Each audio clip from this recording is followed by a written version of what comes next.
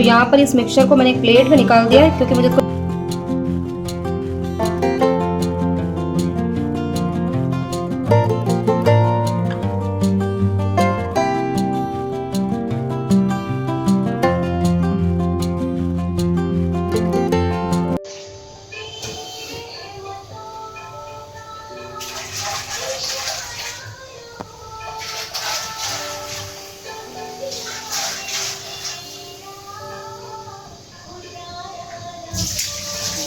Hello everyone, नमस्ते and welcome back to my new vlog. तो कैसे हो आप सब? उम्मीद करती हूँ आप सभी बहुत ही बढ़िया होंगे, खुश होंगे, मज़े में होंगे। मैं भी यहाँ पर ठीक हूँ।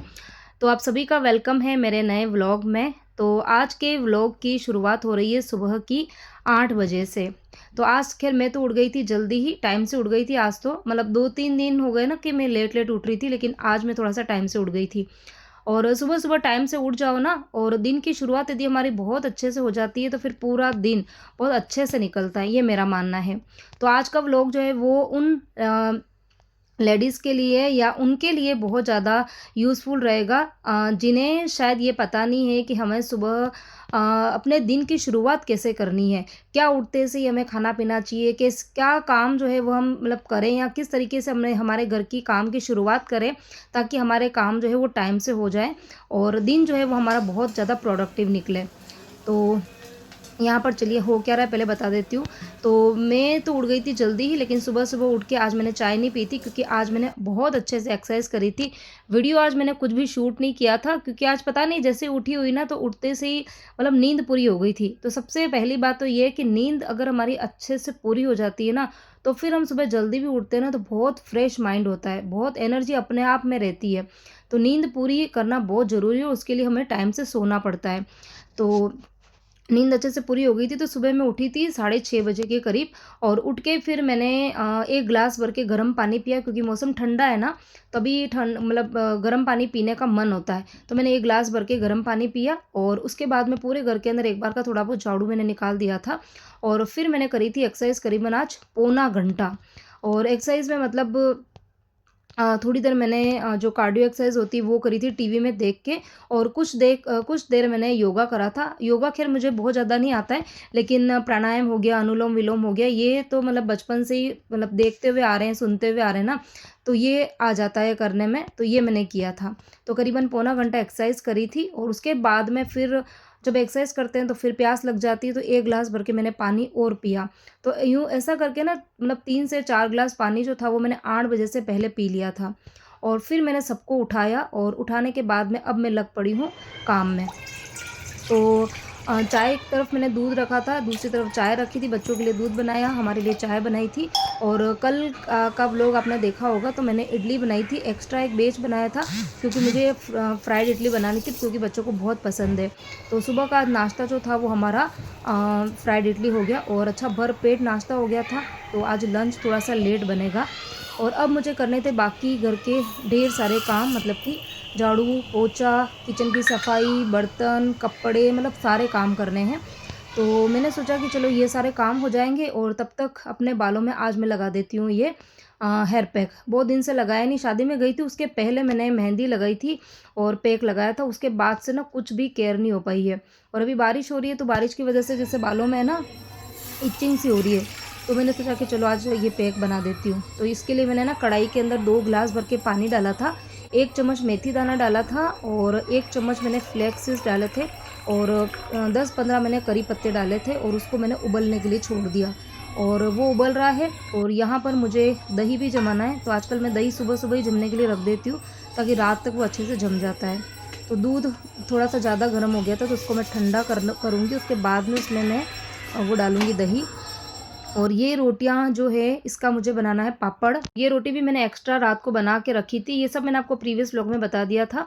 तो अभी इसके मैं पापड़ भी बनाऊँगी। और यहाँ पर ये मिक्सचर जो है वो उबल के बिल्कुल आधा हो गया और इसकी जो कंसिस्टेंसी है वो एकदम गाढ़ी हो गई है। तो यहाँ पर इस मिक्सचर को मैंने एक प्लेट में निकाल दिया है क्योंकि मुझे इसको जल्दी ठंडा करना है। और यहाँ पर अभी बस मैं कूलर ऑन कर दूँगी ना, तो कूलर की हवा में ये मतलब 2 से 3 मिनट में अच्छे से ठंडा हो जाएगा। और फिर उसके बाद में तैयार करूँगी मैं हेयर पैक। इसमें और भी चीज़ें मुझे ऐड करनी है, तो पहले इसको ठंडा कर लेते हैं, उसके बाद में ऐड। तो आजकल बालों से रिलेटेड बहुत ज़्यादा प्रॉब्लम्स है ना, सबको हो रही है। पहले ऐसा होता था ना कि जिनके बड़े बाल होते थे, लंबे बाल होते थे, लेडीज़ों को होती थी, वो भी आफ्टर 30 के बाद में। लेकिन आजकल ऐसा कुछ भी क्राइटेरिया नहीं रहा है।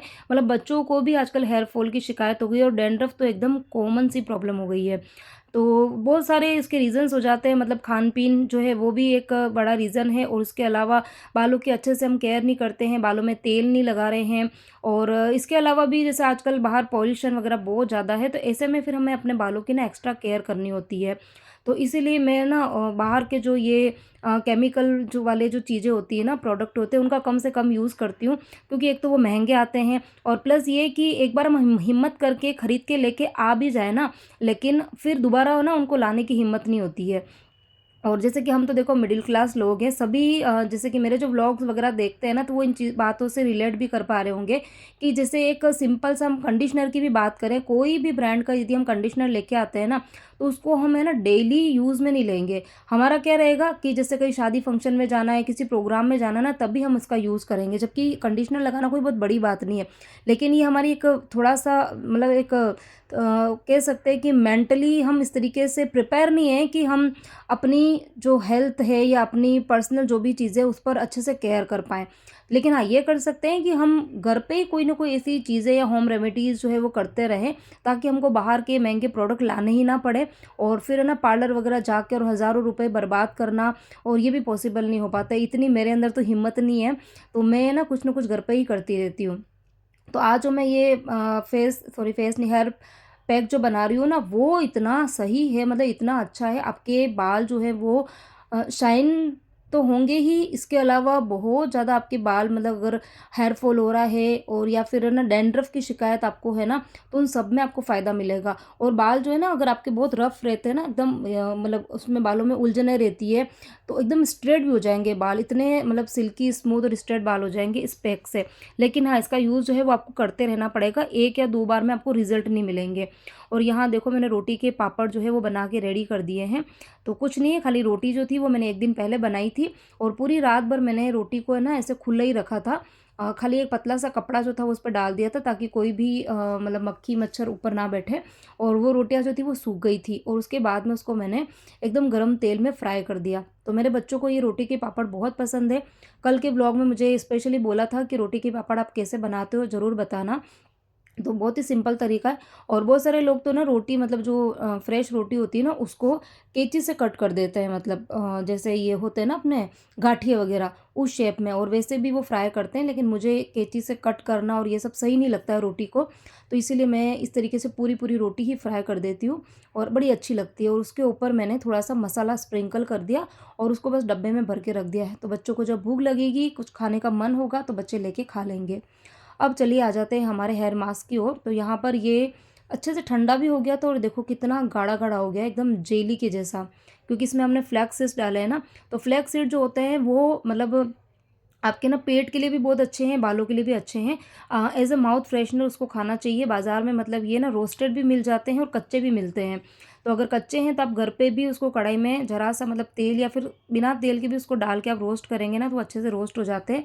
और ये मतलब जिनको ना कोलेस्ट्रॉल की प्रॉब्लम है, जिनका हाँ, कोलेस्ट्रॉल बहुत ज़्यादा हाई रहता है ना, तो उनको ये फ्लैक्स सीड जो है वो ज़रूर खाना चाहिए, दिन में 1 या 2 चम्मच।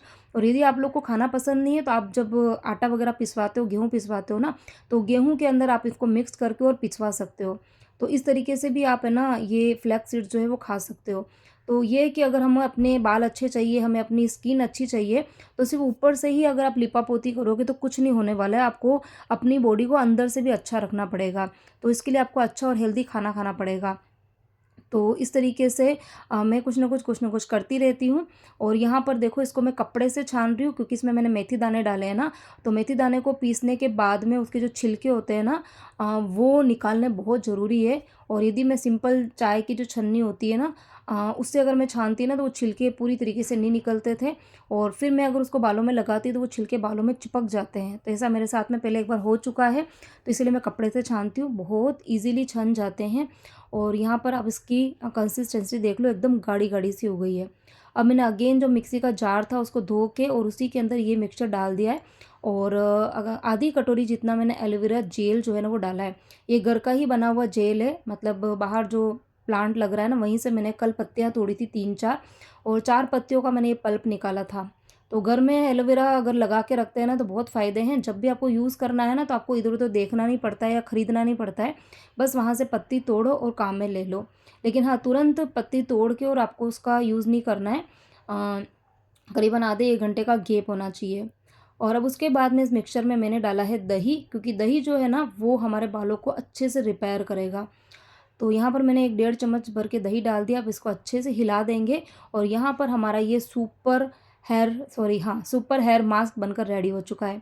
और बस यही चीज़ें पार्लर में आप जाते हैं और हज़ारों रुपए लगाते हैं, यही चीज़ें लगाते हैं। बस ये है कि वहाँ जाके आपको मेहनत कुछ नहीं करनी है, पैसे देने हैं और बैठ जाना है, और आपको लगता है कि बहुत कुछ हमारे बालों में हो रहा है, जबकि कुछ नहीं है, यही चीज़ें वो लोग लगाते हैं।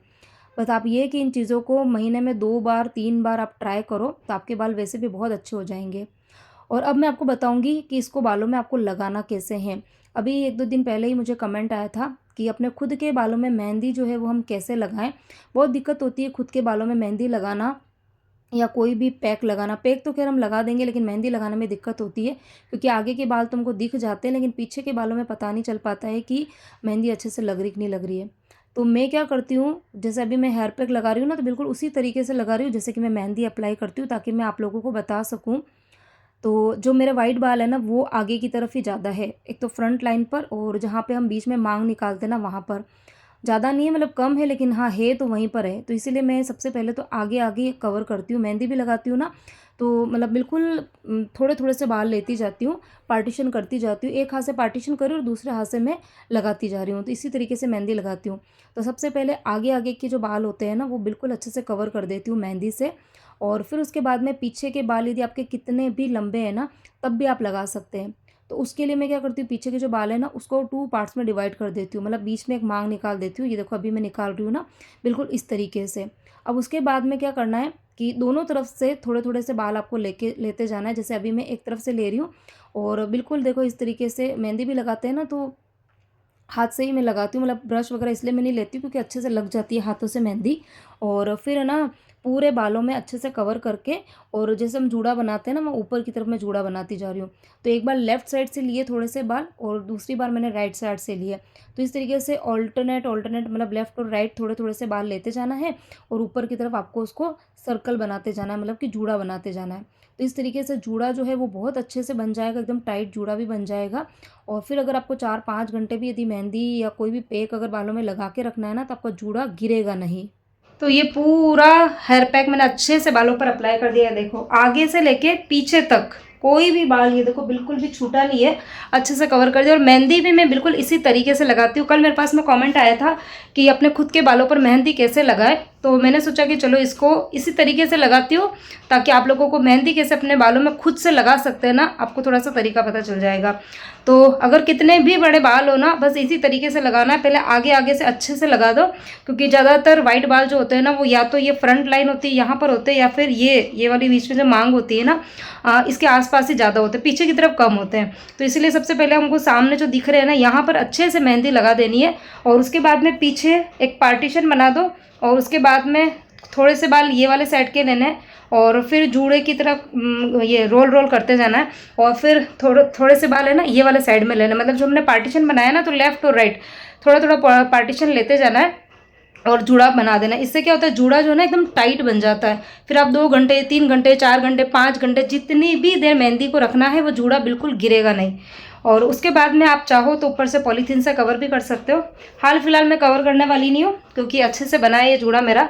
और बस अब फटाफट से घर के बाकी के काम करूँगी, झाड़ू पोछा करूँगी, किचन में बर्तन का काम पड़ा हुआ है वो करूँगी, और तब तक 1-1.5 घंटा हो जाएगा।